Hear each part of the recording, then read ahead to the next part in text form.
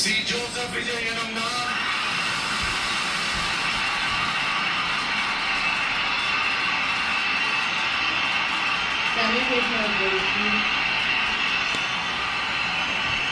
சட்டப்படி அமைக்கப்பெற்ற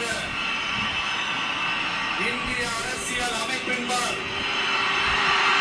உண்மையான நம்பிக்கையும் மாறாப்பற்றும் கொண்டிருப்பேன் என்றும் இந்திய நாட்டின் ஒப்பில்லாத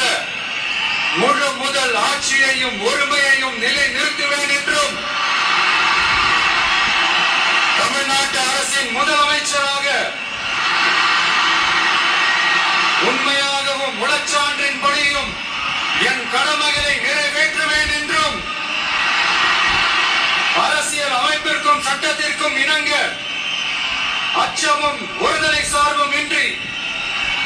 விருப்பு வெறுப்பை விலக்கி பலதரப்பட்ட மக்கள் அனைவருக்கும் நேர்மையானதை செய்வேன் என்றும்